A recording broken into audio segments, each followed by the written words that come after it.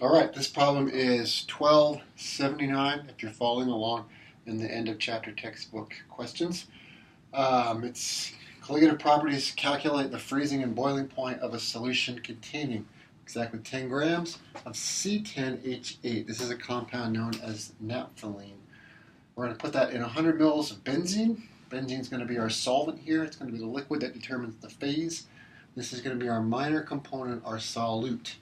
The density of benzene is given as 0.877 grams per milliliter. We want to know what the freezing and boiling point is for the solution. So a lot of the problems that we work out of this chapter and in the notes deal with aqueous solutions or water-based solutions.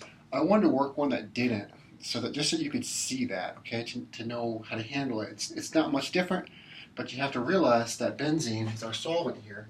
There's no water present in this system whatsoever. If you tried to dissolve naphthalene in water, it would be a dramatic failure.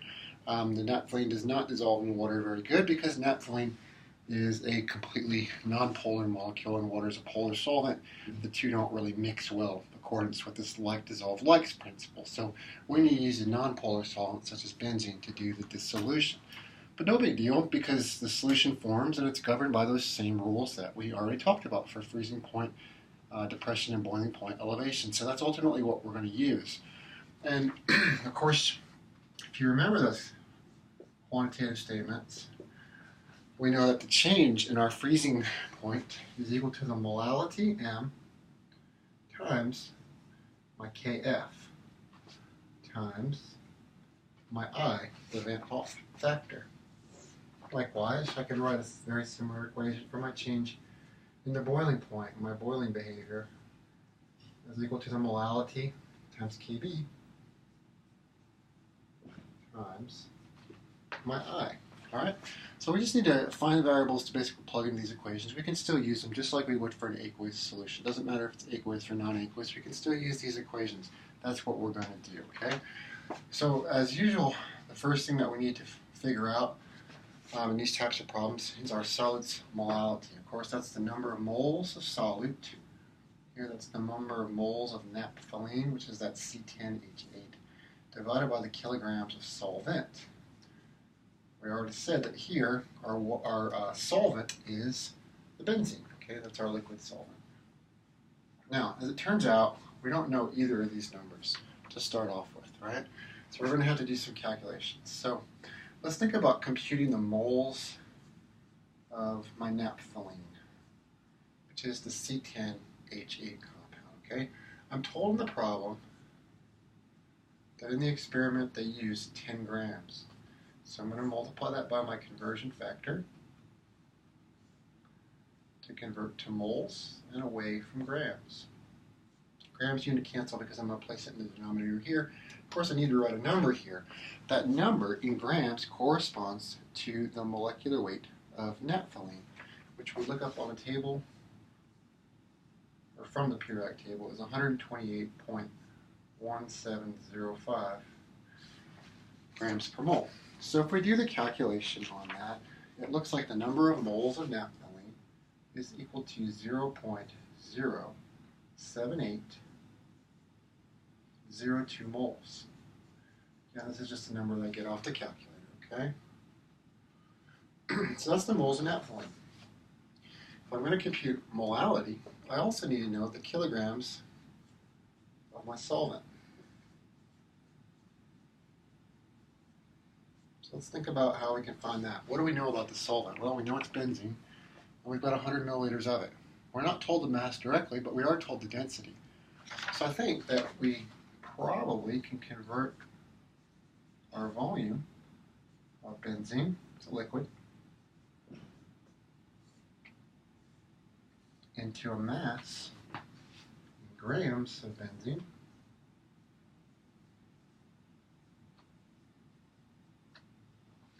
We need the conversion factor, desirable units in the top, that's the grams, that's what we want.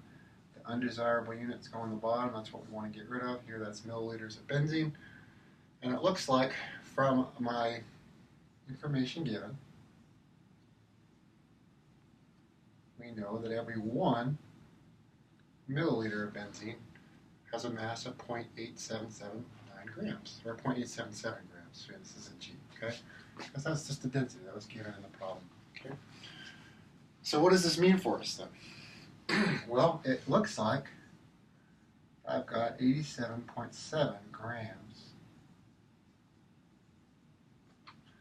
of benzene in this mixture. So we've come a long way already. We know the mass of the solvent, and we know the number of moles of the solute. So we can plug the number of moles into our numerator now. That's our naphthalene, and that is 0.07802 mole.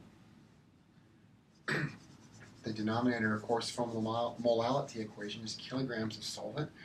I know I have this many grams, but that's not in kilogram units, that's in gram units. To convert to kilogram units, I needed to divide by 1,000, okay?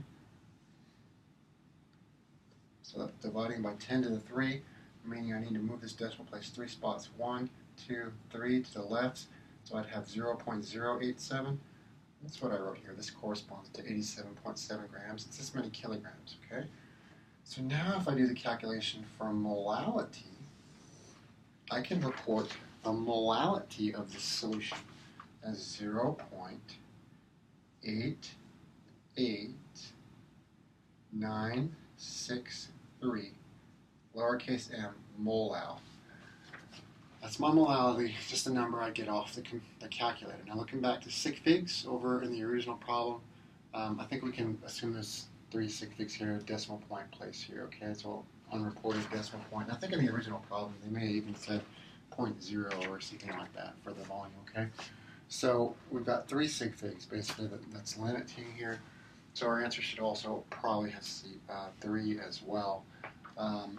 So in such a case we might want to eliminate this for sure, and then round this one up, and it looks like instead of 889, I'll probably have to go to 890 if I was really being careful, okay?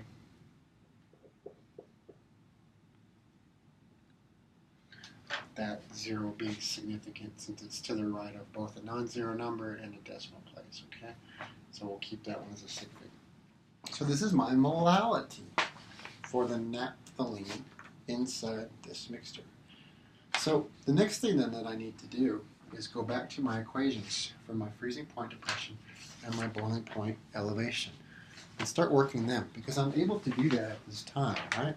So I'm going to clean up this a little bit so that I don't run numbers together and make this more confusing than it needs to be for you. This previous work was just to get the molality, and now we're done with that because we know it's 0.89, okay?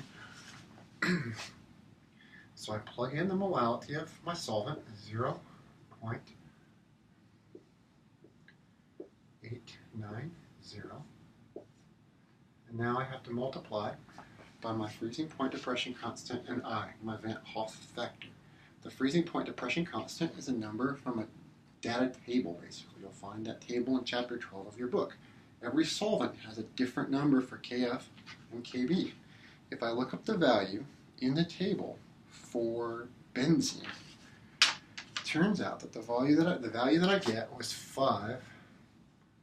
5.12 degrees Celsius per mole. That's my K value, okay?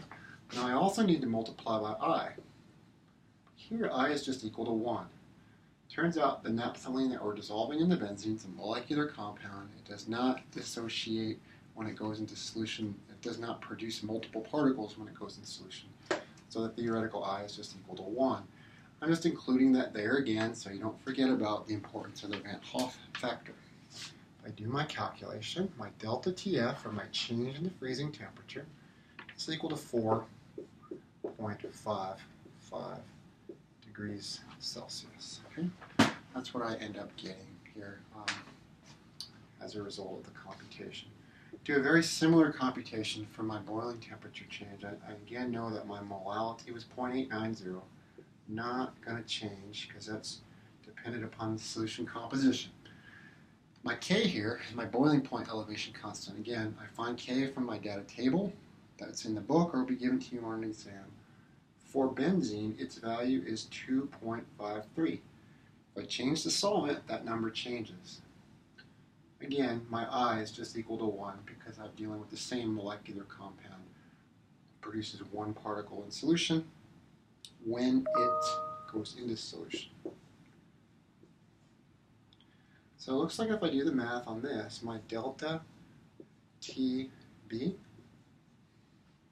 ends up being 2.25 degrees Celsius. Okay, so we've got my change in freezing point, my change in boiling point.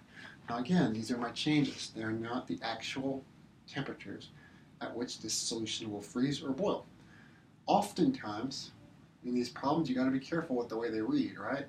You have to ask yourself, are we calculating just a change in the freezing point and boiling point, or do we want to know what the real freezing point and boiling point is, what those temperatures correspond to, okay? And here we're calculating the freezing point and the boiling point, which means we need to report the actual temperatures that this material is going to freeze, okay? So this is just a change in that temperature. You know, where do we stand in terms of the absolute temperature? Well, to figure that out, basically what you need to do is look up the freezing point of the solvent. So this is actually a little bit more complicated than probably the case for water, because water is such a familiar substance. We know it freezes at 0 and boils at 100 Celsius, but these other solvents, they don't. They're different substances. They have different freezing points and different boiling points, okay? So we actually have to do a little bit more work tracking down the freezing point and the boiling point of our solvent here, which is the benzene. Now, fortunately, that's not too difficult. Your book makes it pretty easy.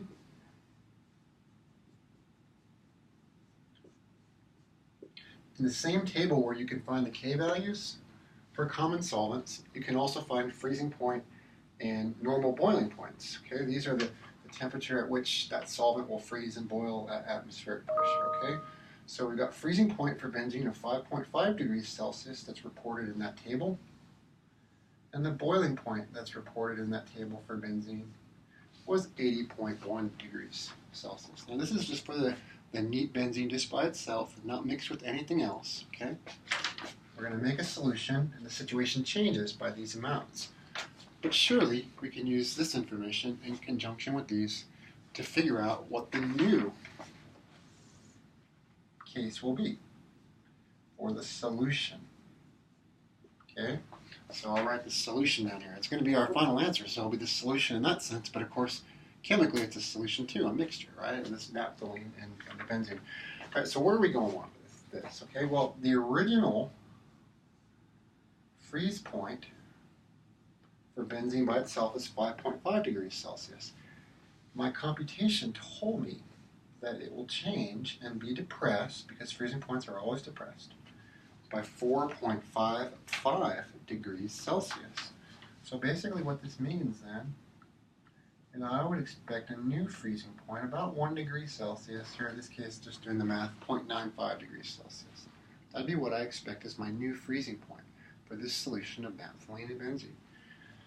In a very, very similar manner, if I want to compute my boiling point, well, neat benzene by itself boils at 80 degrees, 80.1 degrees Celsius, okay? Now, how does that change? Well, it looks like it's been changed or altered by solution formation of 2.25 degrees. Okay, we know that freezing points are depressed, but boiling points go up. They're elevated. We call it freezing point depression, boiling point elevation. Just remember that. Some fact to kind of remember. So the boiling point is going to go up. It's going to be elevated by a factor of 2.25 degrees Celsius. All this is degrees Celsius over here. I didn't track units here, unfortunately, but it's all degrees Celsius, okay? Basically what this means is that our new expected temperature boiling, by virtue of this computation, is about 82.35 degrees Celsius, okay? So this is an example of a problem where water is not the solvent. I just wanted to show this to you to basically prove the point that we can do this calculation no matter what the solvent is. It can be benzene, ethyl alcohol, whatever. It doesn't matter. We do it the same way. You compute the molality of the solute, and you basically rock and roll. And that's it.